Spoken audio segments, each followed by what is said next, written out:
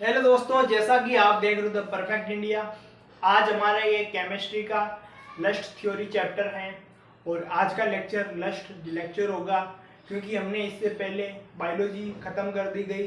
Chemistry आज हम ख़त्म कर देंगे। उसके बाद में हमारा CAPF जो साइंस के क्वेश्चन आते हैं 2024 में आएंगे, उसमें हमारा एक फिजिक्स का थ्योरी बचेगी। तो दोस्तों आज हम शुरुआत करते हैं। आज हम दो टॉपिक पढ़ेंगे जो कि इम्पोर्टेंट है। उपचयन, अपचयन, रेडॉक्स, ये तीनों एक ही होते हैं। सेकंड टॉपिक पढ़ेंगे विकृत गंधिता। तो शुरुआत करते हैं आज के टॉपिक से। इसमें क्या होता है उपचयन, ये आपको एक अभिक्रिया दी हुई है CuO, copper oxide plus hydrogen बराबर कॉपर प्लस हाइड्रोजन ऑक्साइड। जब भी ऑक्सीजन की वृद्धि होती है तो उसको उपचयन कहते हैं, तथा जब भी ऑक्सीजन की किसी भी रिएक्शन में कमी होती है तो उसे अपचयन कहते हैं। जैसे कि यहाँ पर दी हुई है CuO, यहाँ पर आपको है कॉपर ऑक्साइड, यहाँ पर कॉपर है, यानी ऑक्सीजन की कमी हो गई तो ये कौन सी रिएक्शन हुई, ये हुई अपचयन हुई। यहाँ पर H2, यहाँ पर H2O, यानी ऑक्सीजन की वृद्धि हो गई तो यहाँ पर कौन सी उपचयन हुई।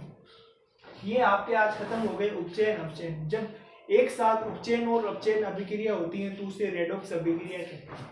फिर एक थ्योरी आती है, जब धातु अपने आसपास अम्ल आर्द्रता के संपर्क में आती हैं तो संसारित हो जाती हैं, ये थ्योरी होती है। फिर अंतिम टॉपिक है विकृत गंधिता। नाम से पता चलता है विकृत गंधिता यानी किसी प्रकार की गंध आना, किसी खाद्य पदार्थ का नुकसान हो जाना, ये हम आज करेंगे। इसमें मुख्यतः जो वसायुक्त पदार्थ होता है उसकी थ्योरी का जिक्र किया। वसायुक्त या तेलीय सामग्री जब लंबे समय तक तो खुले में रख दिया जाता है तो उसका स्वाद व गंध बदल जाता है। जब वसायुक्त सामग्री को लंबे समय तक खुले में रख दिया जाता है तो उसका स्वाद या रंग बदल। आपको सबको पता है, जब आप किसी खाने वाली चीजें या फिर किसी भी जो जिसमें तेल या घी होता है उसको अगर खुले में रखोगे तो उसमें क्या होगा, जो ऑक्सीजन का प्रभाव होगा हमारे वायुमंडल में, उसकी वजह से उसकी गंध व स्वाद बदल जाता है, स्वाद व गंध बदल जाता है। इसमें एक होता है जो खाद्य सामग्री को उपचयन के रोकने के लिए हम उसमें प्रतिऑक्सीकारक मिलाते हैं। अगर आपको चाहिए कि वसायुक्त पदार्थ है उसको हम खुले में भी रखें तथा उसमें जो भी उसका स्वाद व गंध बदल ना जाए तो उसके लिए हम उसमें प्रतिऑक्सीकारक मिलाते हैं। तो देखते हैं कौन से मिलाते हैं। आज का हमारा व्हाइट बोर्ड जो कि फिल हो गया है, तो हमारे जो नोट्स हैं उसमें से हम 2-3 थ्योरी है वो आपको कराएंगे।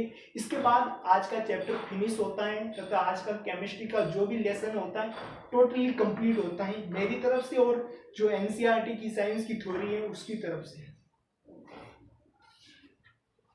इसमें क्या होता है, जब वायुरोधी बर्तनों में खाद्य सामग्री रखने से उपचयन की गति धीमी हो जाती है। इसमें जब उपचयन होता है, जब उन प्रतिऑक्सीकार मिलाते हैं तो उसमें जो गंध व स्वाद की रिएक्शन होती है वो धीमी हो जाती है। अब एक बात होती है जूस, जो आप सब पैकेट वाली चीजें यूज करते हो ना, उसमें मुख्यतः ऑक्सीजन होती है, लेकिन उसमें से अगर ऑक्सीजन हटाकर उसमें हम नाइट्रोजन गैस डाल दें तो हमारा जो खाद्य सामग्री है पैकेट वाले के अंदर, उसका जो स्वाद व गंध चेंज नहीं होगा। इस कारण आप सब देखते होगी, जो कि आप सब देखते होंगे कि जो भी आपके आसपास पैकेट वाली चीजें हैं उस पर एक्सपायरी डेट लिखी हुई होती है तथा उस एक्सपायरी डेट तक वो खाद्य सामग्री खराब नहीं होती है। आप सोचोगे कैसे नहीं होगी, क्योंकि फैक्ट्रियों में, कंपनियों में उसमें से ऑक्सीजन हटाकर नाइट्रोजन गैस भर दी जाती है। तो इसमें यही दिया हुआ है, चिप्स बनाने वाले चिप्स की थैली में O2 को हटाकर उसमें नाइट्रोजन जैसे कम सक्रिय गैस युक्त मिला दिया जाता है ताकि चिप्स का उपचयन ना हो सके। तो दोस्तों वीडियो अच्छा लगा तो प्लीज लाइक कीजिए, सब्सक्राइब कीजिए एंड बेल आइकन जरूर दबाइए। Thank you.